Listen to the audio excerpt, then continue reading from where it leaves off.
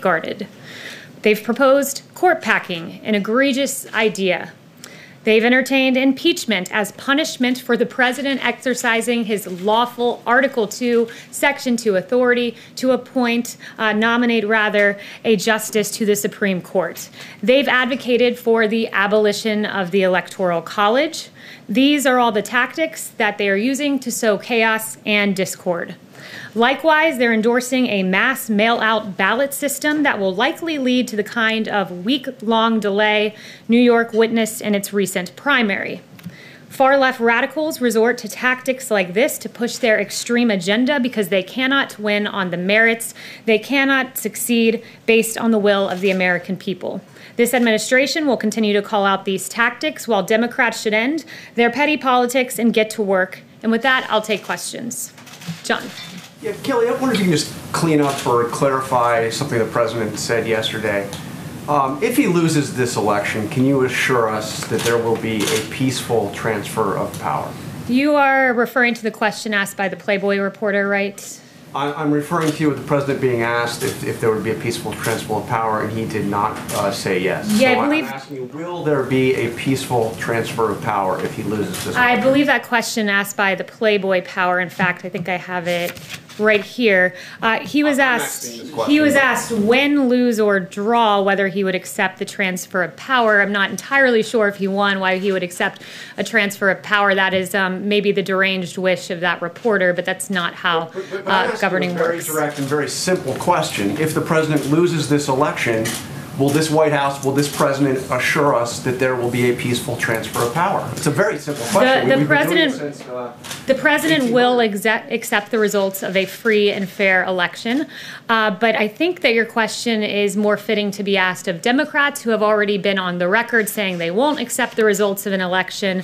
In fact, I have several of them here for you. South Carolina Democrat Jim Clyburn has said that Trump is not going to win fairly. Senator Barbara Boxer has said that the only way Trump will win is to steal it. That's according to Democrat Senator Barbara Boxer. The Washington Post has noted, they have a headline, Democrats may not trust the results of the election if Trump wins. And then you have that beautiful quote from Hillary Clinton that Joe Biden should not concede under any circumstance. So I think your fitting is a fitting question for Democrats. Yes. Kayleigh, just to understand this clearly, are the results legitimate only if the president wins? The president will accept the results of a free and fair election. He will accept the will of the American people. So for clarity, if he loses and it's free and fair, he will accept it? I've answered your question. He will accept the results of a free and fair election. Let me ask you about Brianna Taylor, if I can, right now. First of all, just a little housekeeping. Has the president spoken to the family of Brianna Taylor?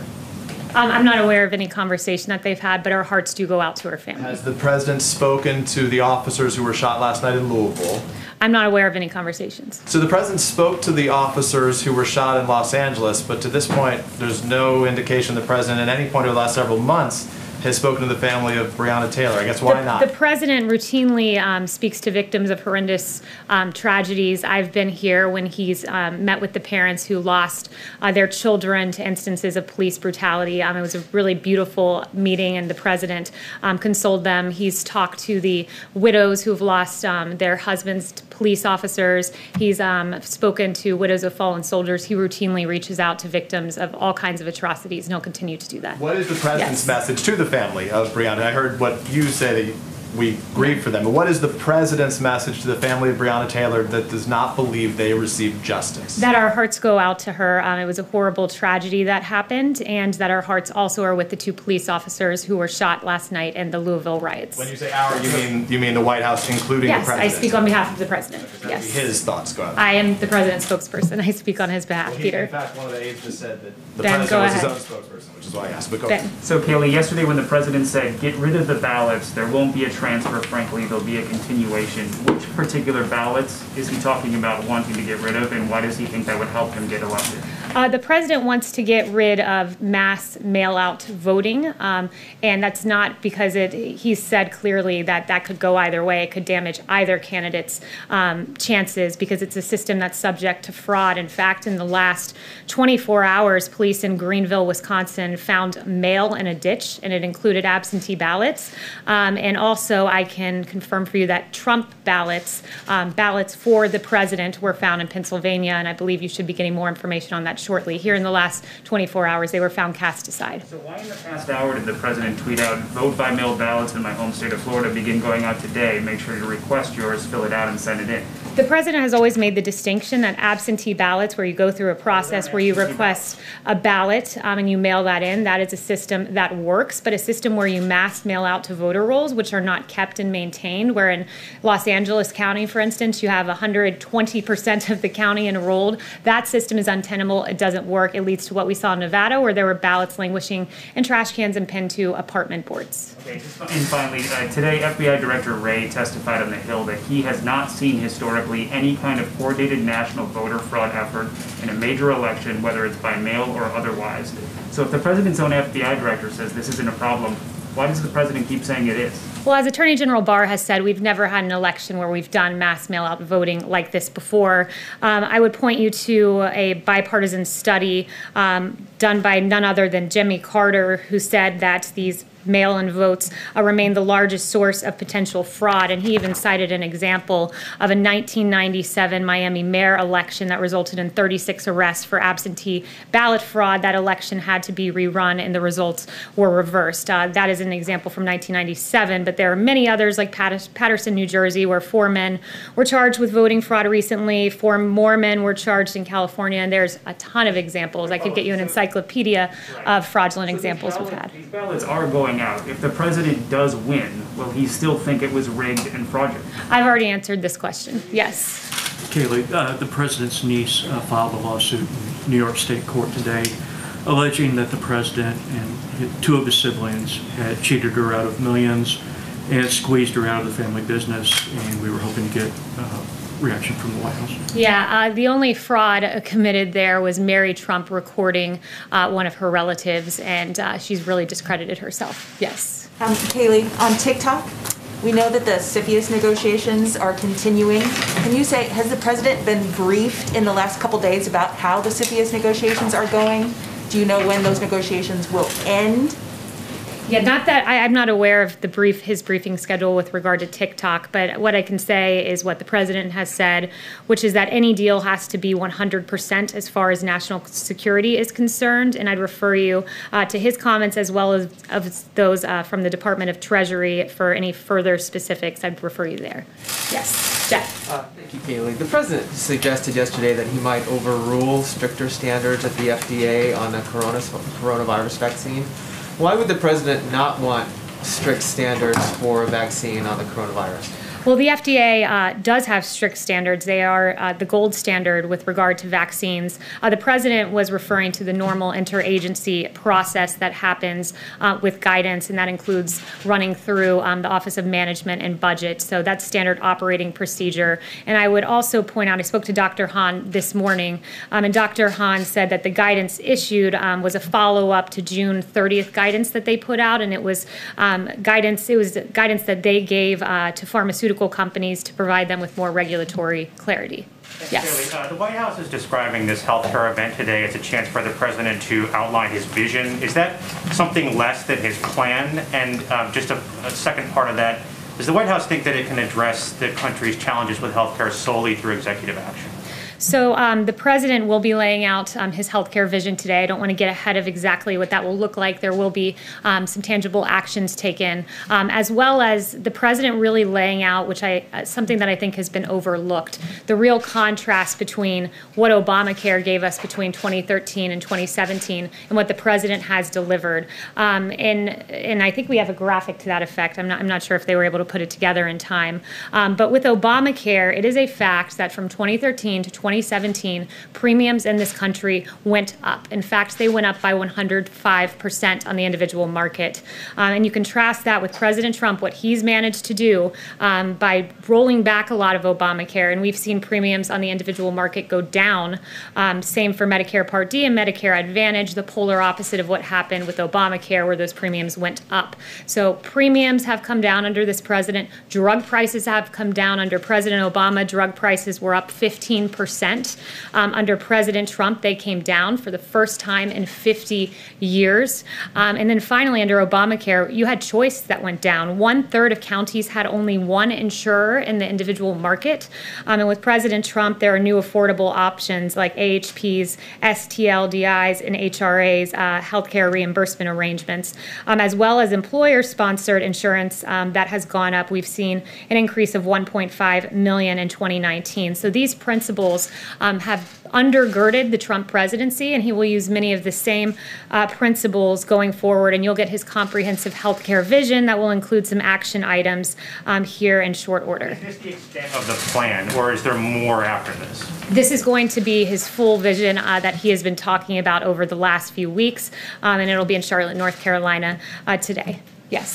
Thanks so much, Kayleigh. I wanted to ask about the Supreme Court considerations. Has the president met with all the top candidates that are under consideration? Are there any others? Who else is he? Are there any others that he still plans to meet with? Judge Lagoa, for example, does he still plan to meet with Judge Lagoa? So I'm not going to get into the president's private meetings with these candidates. He's noted that there are 5 he's considering. They all fall in the same mold as textualists, originalists, Constitution-abiding judges. On another note, today at the Supreme Court, when the president approached, was paying his respects to Justice Ginsburg, there were some people in the crowd that started to chant to respect her wishes, to uphold her wishes. Do you have some thoughts on those chants, which also, included vote him out? Yeah, I think the chants were appalling, but certainly to be expected when you're in the heart of the swamp. I travel with the president all across the country, Pennsylvania, North Carolina, Florida, Nevada, and everywhere we go, the streets are lined with support like I don't think any other president has had previously. But with regard to precedent, as I've noted before, 29 times has an appointment been made in an election year, 29 times, and that was all 29 times when there was a vacancy at hand. So the precedent is very much on our side here. And I would also note the hypocrisy of Democrats. Joe Biden saying, I would go forward with the confirmation process as chairman even a few months before an election. Barack Obama saying, fill the Supreme Court vacancy when it was his tenure. And you had Kamala Harris saying as well that Senate GOP is holding SCOTUS hostage for political gain. Join me in calling them to consider President Obama's nominee. So they've really flipped here because the precedent is on our side and their hypocrisy is on full display. Yes. The former #2 of the Joint Chiefs of Staff, Paul Selva, who served under President Trump, he and 500 other national security and military leaders, they endorsed Joe Biden today.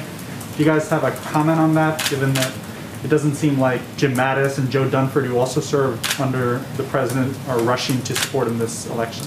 Yeah, I think the president's record speaks for itself. Our military men and women, our veterans, love this president for a very distinct reason. Under Obama-Biden, sequestration really gutted our military. You had the Navy at its smallest point ever, and the other military branches were absolutely gutted. Then you had President Trump, who came in and secured a record amount of funding for our military and our Department of Defense and built up our military. When it comes to veterans, the appalling way that our veterans were treated at the VA. Under Obama-Biden, there was an IG report that as many as 300,000 veterans, think about that, 300,000 veterans could have died waiting for care. This president came in, put in the VA Missions Act, secured real choice and options for our veterans, and that's the reason that the military and our veterans love this president. But why is Selva endorsing Joe Biden? I can't speak to one person's reasoning, but this president, when you look at what he's done, bringing our troops home and all he's done in aggregate,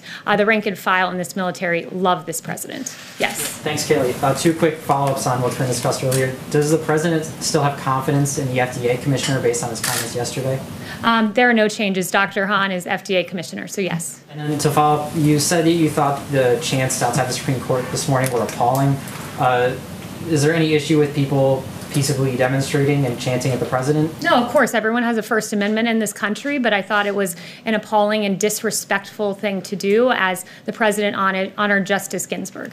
Yes. What was the emergency call the president left yesterday's briefing to take?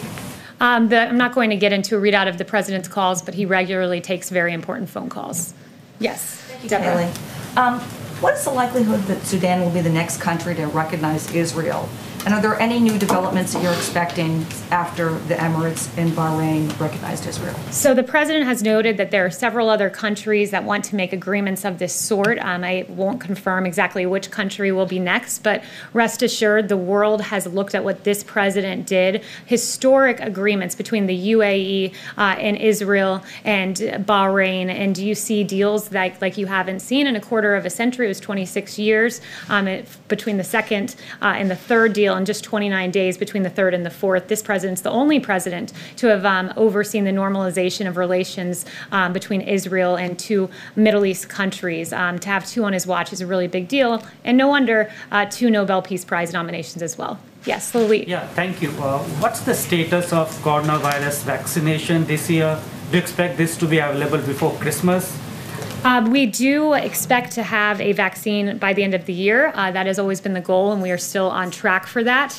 It's very important that what the president has done with regard to commercial level manufacturing. As Dr. Salawi told me, the fact that you have scaled up to manufacture these vaccines in advance is something that this president has done, because he's a businessman and thinks through exactly how to get a safe and effective vaccine delivered at record speed, and part of that has entailed manufacturing in advance. And to do this, it normally takes years to scale up to commercial level production, but this president has done it in just a few short months. And if we have this vaccine by the end of the year, it will be the fastest pace for a vaccine for a novel pathogen in history. Yes. Thank you, Kayleigh. I wanted to go back to mail-in voting for just a bit. Right now, 5 states conduct elections entirely by mail-in prior to the pandemic, with no cases or no major cases of fraud. Does that success not give the president confidence in mail-in voting? So those states have had time and a history of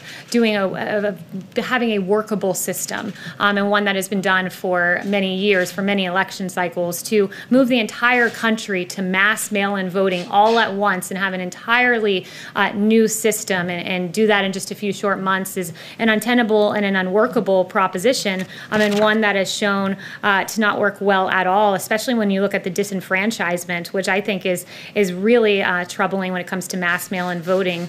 In 2016, you had 1% of ballots thrown out, absentee ballots, that amounted to 319,000 votes thrown out. And if you have the entirety of the country voting by mail, you can imagine that number would be many folds higher than that. And you look just in the primary, where you've seen states try to move to this mass mail-in system. There were 100,000 ballots rejected in California, in New York City. 1 in 5 mail-in ballots were rejected. And as a former DOJ voting rights official said, it's nuts. That is just way too high when 1 in 5 voters, because of mass mail-in voting, have their ballots thrown out. You said it's the whole country. Obviously, it's only Chanel. states, though, right? Thank you, Kayleigh. Yesterday, the Senate released an 87-page report on Hunter Biden and Joe Biden's dealings across the border with Ukraine and with Russia. Specifically, it showed Hunter Biden supporting Russian prostitution, human trafficking, and receiving $3.5 million from Moscow. The question to you is, does the White House have any intention of helping the DOJ should an investigation be opened up on the Bidens? And number 2, do you have a response to Rudy Giuliani yesterday telling us that this should immediately disqualify Joe Biden from his candidacy? Yeah, that was a very troubling report. I'll leave it to the DOJ as to how they move forward.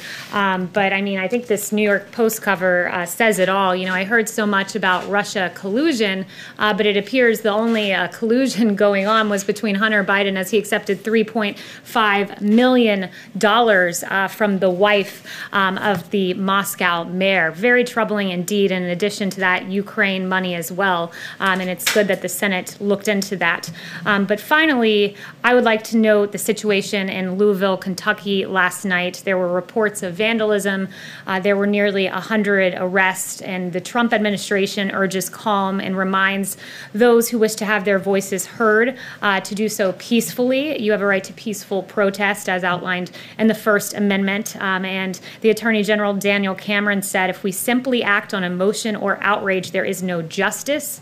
Mob justice is not justice. Justice sought by violence is not justice. It just becomes revenge. And you contrast his message with that of CNN's Brianna Kayleigh, who said, "I question the judgment of the Kentucky Attorney General saying that mob justice is not justice." We know that this is very loaded language.